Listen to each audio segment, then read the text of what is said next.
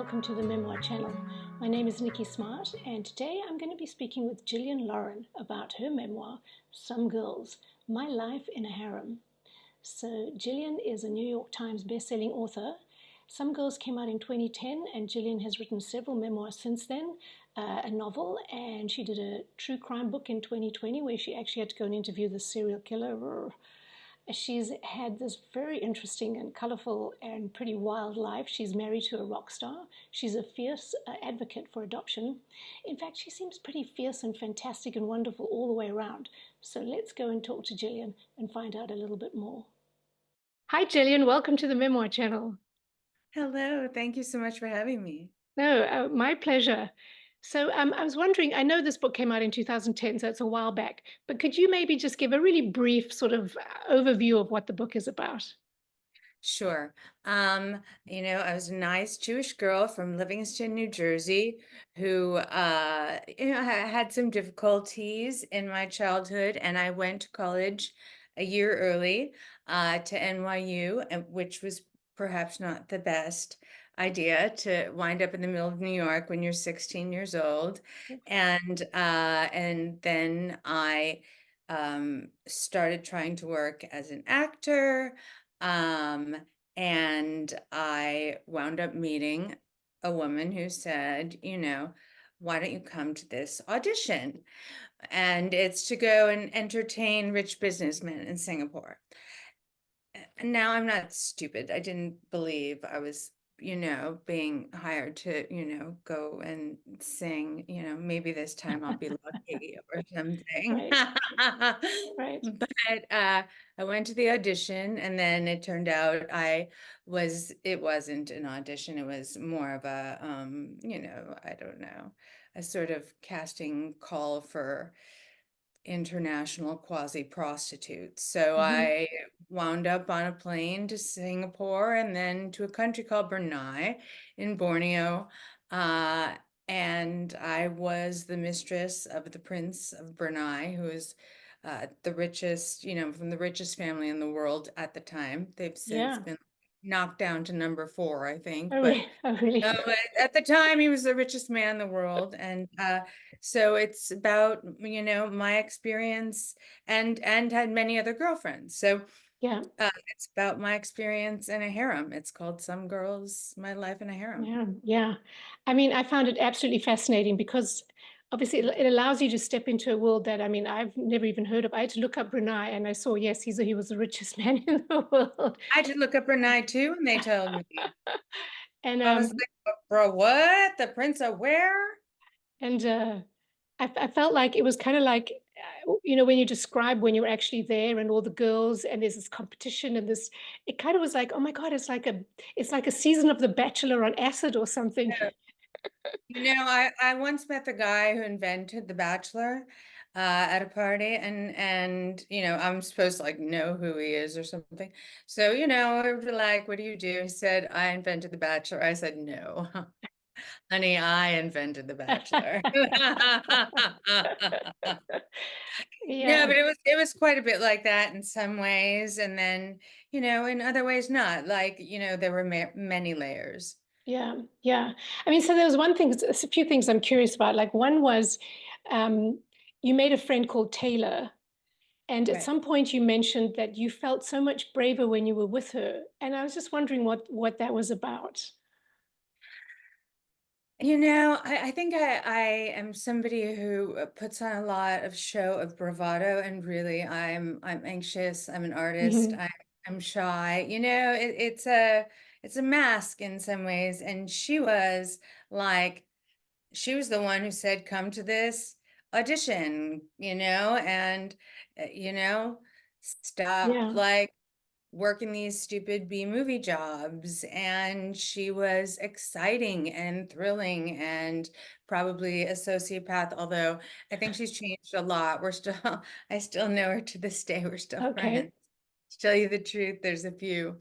And Ah, we've discussed it, and I think we've all changed since then. yeah. I mean, I was actually wondering if some of the people you'd written about in the book, if they had contacted you, or even if the people in Brunei know anything about it. Oh, yes, they do. Yeah, yeah. Yeah, I'm banned in 4 countries. Like if I Okay. enter Oh, Dubai or I'll be stoned to death. oh my, I'm oh not my even God. kidding you. And Oh.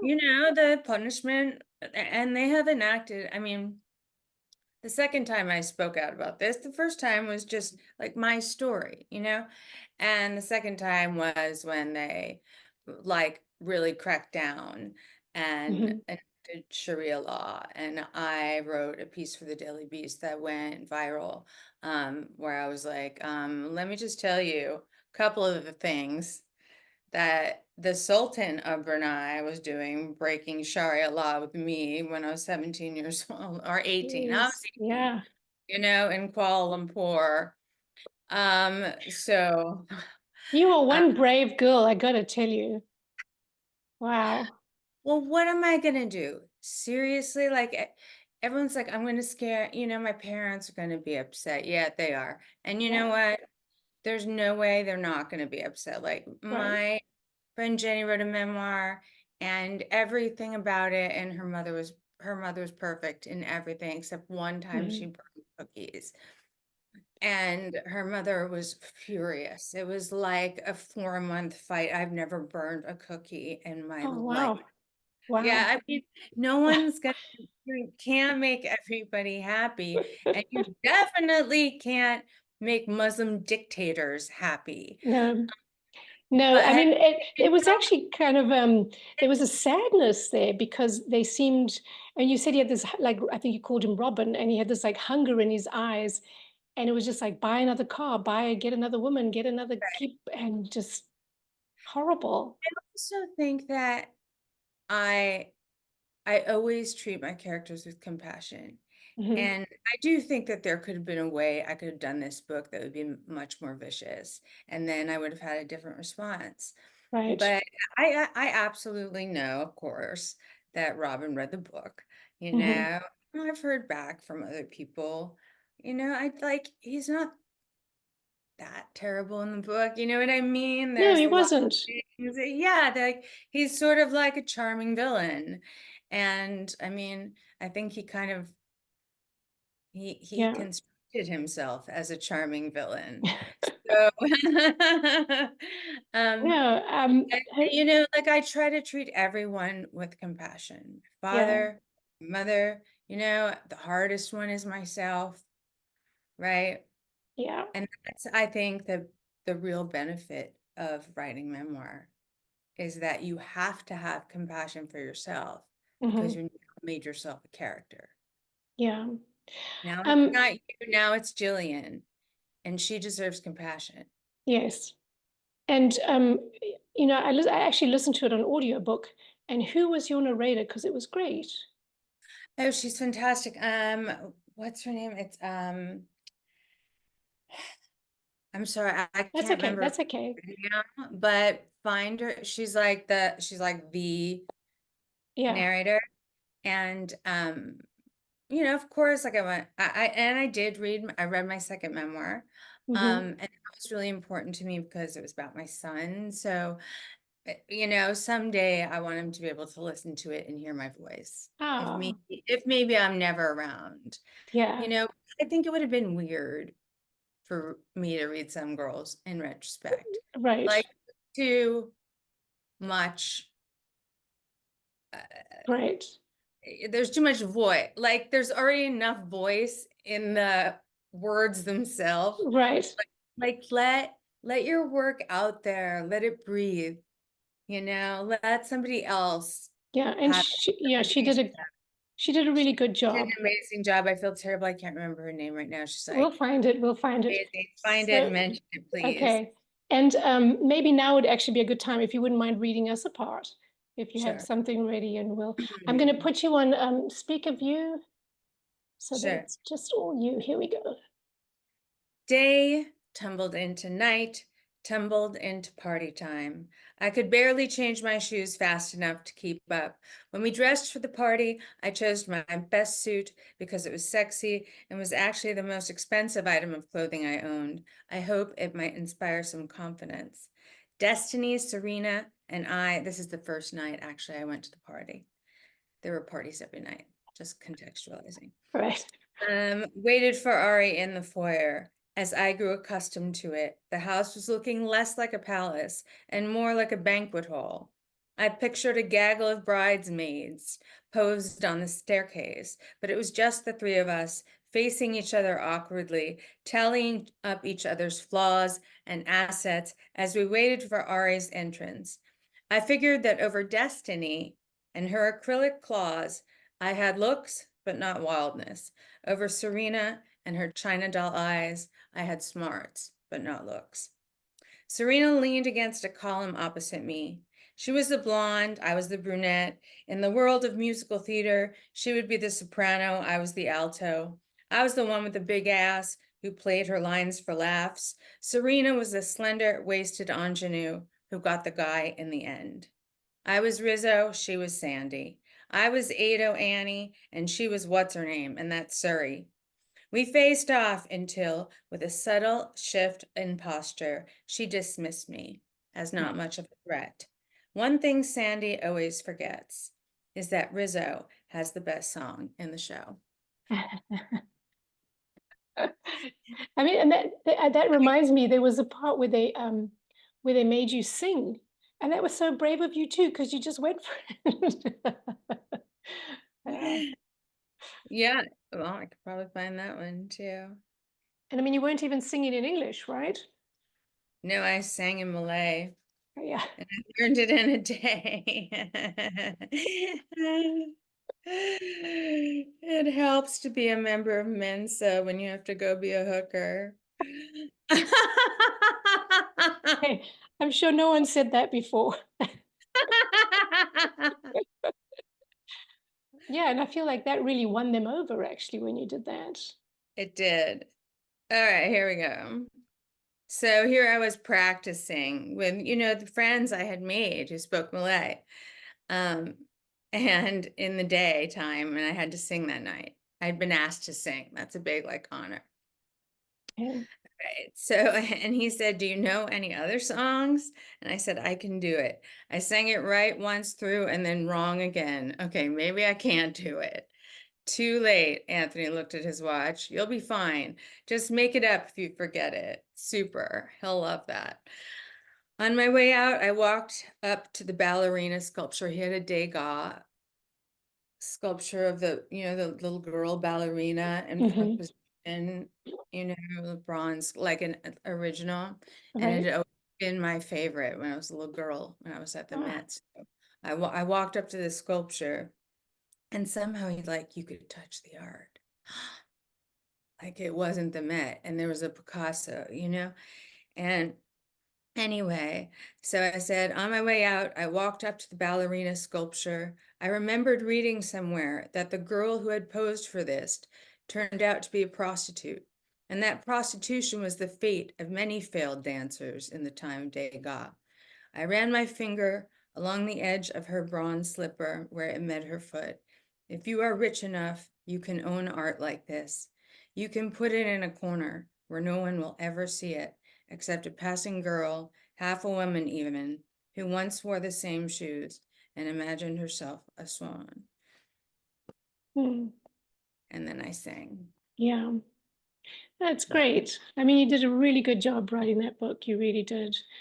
Um, there's one other little thing I was just curious about too, because you said at one point that you dreamt you were a man, and in your dream you were so happy that you were a man. And I thought that was a really I interesting thing. never, I, I'm glad you caught that.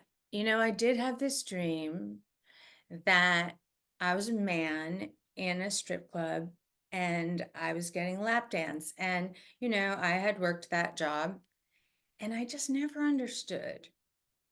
Like, I never understood why you'd pay for sex, why you'd pay for a woman, like, why you pay for someone to pretend to care about you, Right. you know? And in this dream, there was this girl that sat in my lap, and it was like, oh my God, I just bought a whole person. This whole warm, velvety girl of a person. How powerful is this? And in my dream, I was so glad I was a man at that moment. And I felt like I Wow. understood the other side of Well, it. that is interesting. It it it was an interesting moment in particular. Yeah. I Yeah. wouldn't say Yeah. I wouldn't say the same thing now, but it was a dream. Yeah. Yeah. But I mean, obviously your brain was trying to, you know, make sense of everything that was going on with you. So I'm sure, Well, and also like, what would it be like to be in a position of control? Yeah. And you were young. I mean, you're only 18. So, Yeah.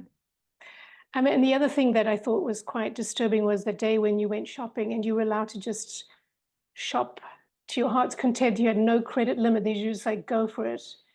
And you said by the end you just felt sick because, yeah. I'm a bummer. I'm so not fun. If you gave, I'm like, I am the most not fun person. Oh, When I read that now, I'm like, somebody just let you loose in a mall of Gucci and Armani, and why don't you just leave your ethics at the door and all the tiny little fingers in Bangladesh that are making all this ridiculous bullshit that is like status and makes people feel like garbage and yeah. just go get everything, get absolutely everything. Yeah. And there's Yeah. another tip. Don't decide you need to like cleanse your soul and give all your vintage Chanel bags to your babysitter one day and then figure out what they're worth at the real Oh and go, gosh. what the hell? My kids need shoes. I should have Oh, sold those bags and cleansed myself. But and most of my gowns were in my parents' basement, which flooded. oh, So I have one or two things that yeah. I've that I Wow. won't give up. Yeah. But most of it's gone. Wow. Well, what an And when I say experience. I stuff, mean, it's stuff. yeah, It's it is just and stuff. and I have this book and this book I believe has meant a lot to a lot of women because I get emails still to this day. They're like, I in college, I'm married to a cop in Alaska. In college, I did some of this. Like, I could never say anything about it. And it Hmm. means so much to you, to me, Yeah. that you like relieve me of some of my shame. Yeah. And you, You you're know? very honest and I mean, you just say it, everything as it Well, is. And I mean, I feel like there's no shame there, which makes it easier to digest, right? Because it's just, well, this is what happened, and it's just what happened.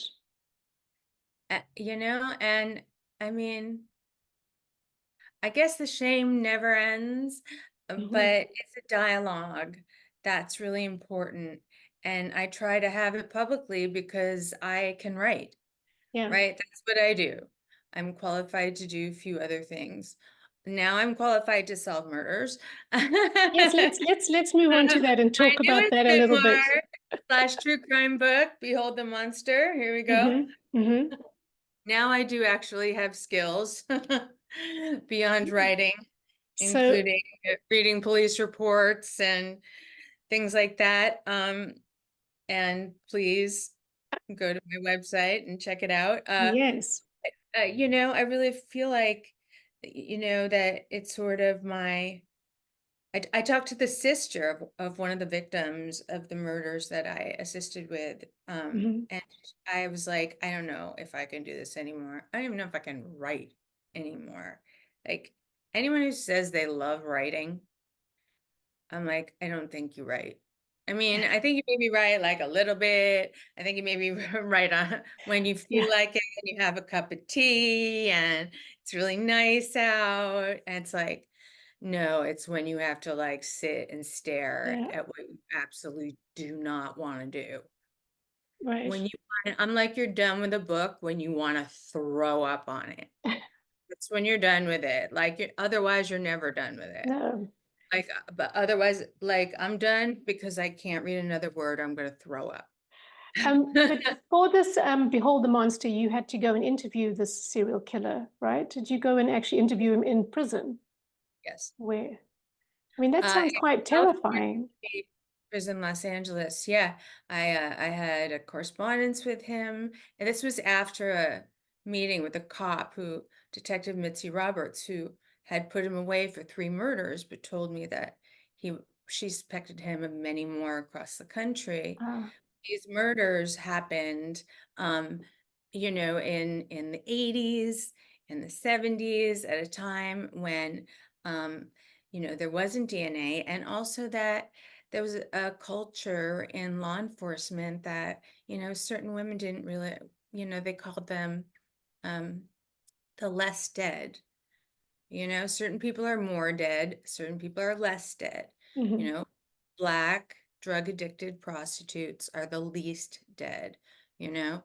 The governor's blonde daughter is the most dead. mhm, And that these victims were largely ignored for many years. And then there was this whole um, just national task force that really took it on.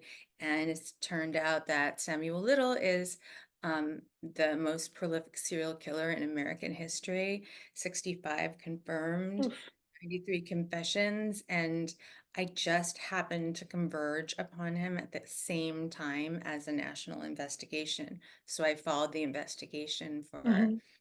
4 years, and I'm very proud of the book. Wow.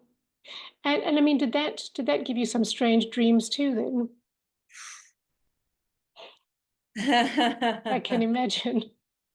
I mean, that's Um, heavy, heavy stuff, so isn't it? I think that sometimes, I mean, I don't mean to be too um a flip about this, but the universe like points its finger at certain people and says like, you're going to be a memoirist.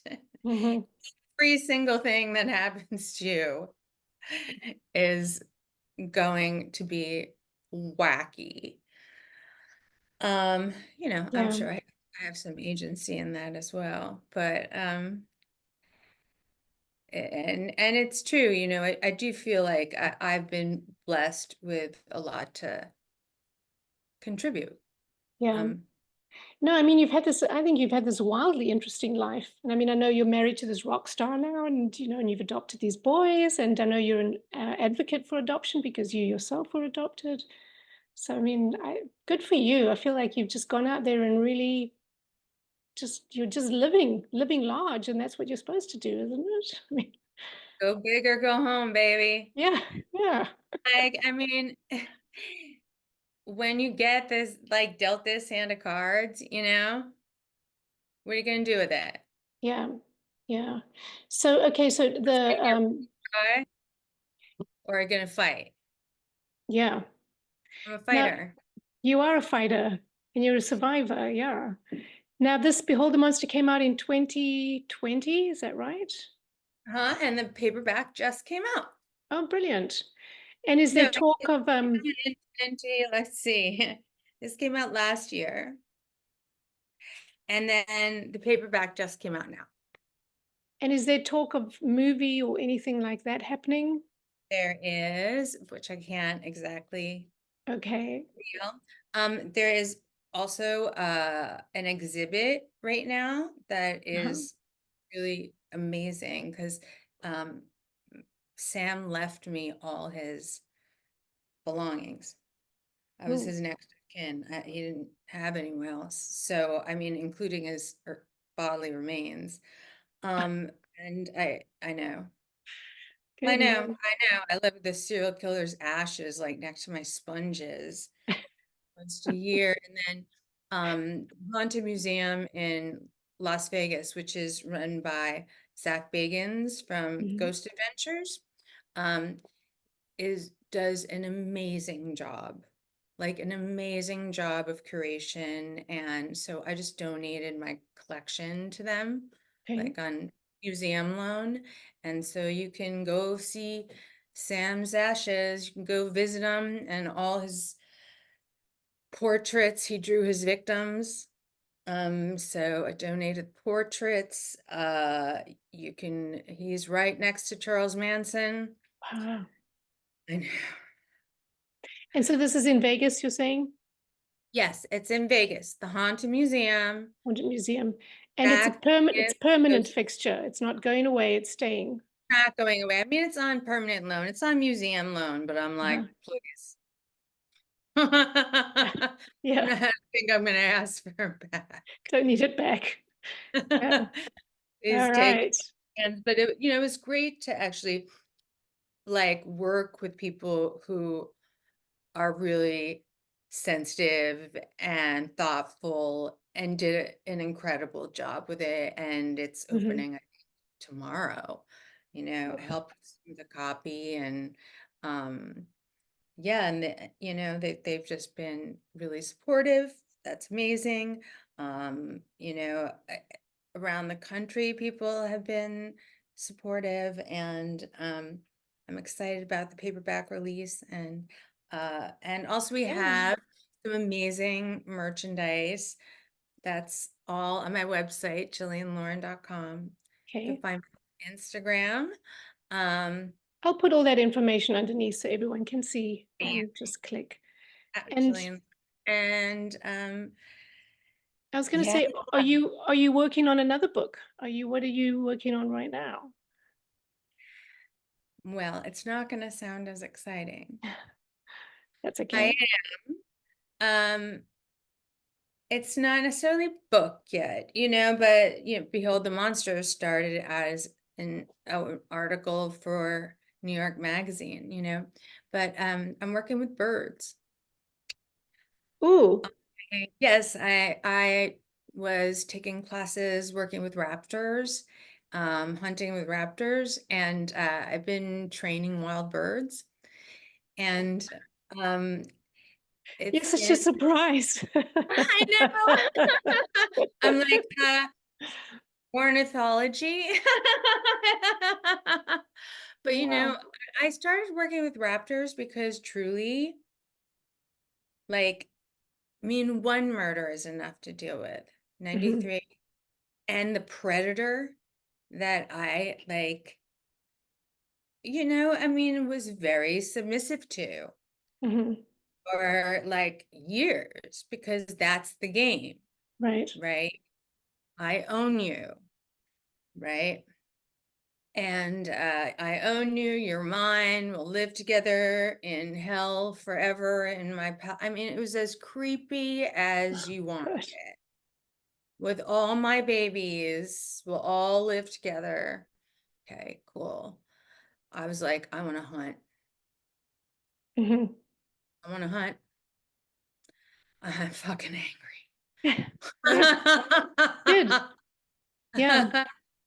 And then, and I learned to shoot a gun and I learned, and then I was like, what I really love is birds. And then you find this like, I love these niche communities that you would never again, you'd Hmm. never meet in a million years. Like, people who hunt with raptors.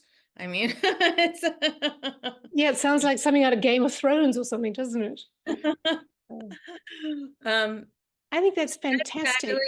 Yeah, I mean, Mike Tyson trains pigeons, and like, I mean, he has a $1 zillion pigeon enclosure, I right? don't know why that's funny, but it just I doesn't sound know, no, right. but like you watch him with his pigeons, Hmm. and like, I want that $1,000 pigeon enclosure too. But they fly, they come back. Hmm. I mean, Hmm. homing pigeons. They use them in World War One. They use them in Sure. World War Two. Pigeons are they're very trainable. They're very friendly. And like I see Mike Tyson with his pigeons, and like I see this look on his face. Hmm. It's like there's nothing to be scared of. Yeah. So I just maybe think that that's why I just went to the birds, I think it's a lovely therapeutic way. I love it. I mean, I would never have thought of it in a million years, but I'm really glad. I'm glad that you did. You found me. All my stories find me. Ah, well, wow. Okay, so I look forward to that one. Do you think there's going to be a movie for Some Girls at some point?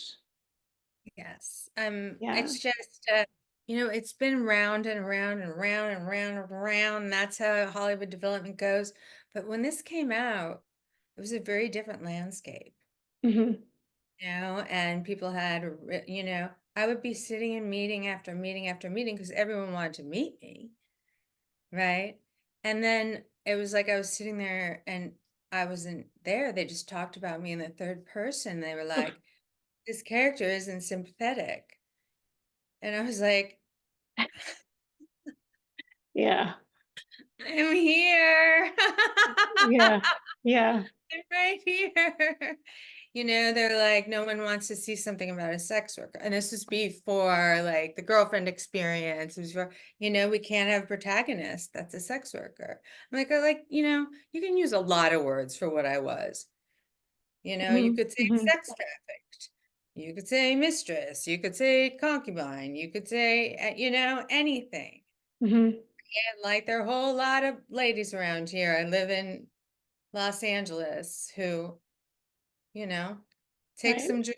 I go out to Absolutely. dinner with some rich men, you know what I mean? Don't call them Hmm. all hookers. So, and unsympathetic, but apparently I was not sympathetic, but now I'm very sympathetic. It's all the rage. I was just ahead of my time. All right. So So they're talking about it yes, now.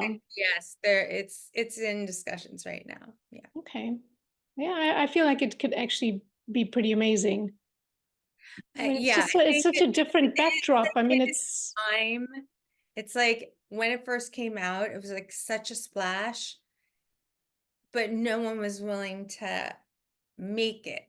Like no one Mhm. was willing to like actually greenlight it because they were so scared Right. And of I the, get that. Yeah. of the unsympathetic woman. But now we're in the age of the unsympathetic woman. Yeah, no, it's yeah, absolutely. So, Unsympathetic woman is running the world right now. yeah, take your power. Absolutely. Yeah. All right. Well, thank you so much for coming and chatting with me today. And I'll put all the information underneath here. And I wish you all the best of luck with all the next, the next ventures you have. And if you do your book on raptors, if it's a memoir, can you come and visit me again and we'll talk about that I would one? love. That would be great. All right. Well, thank you so much. Thank you. It's been a pleasure.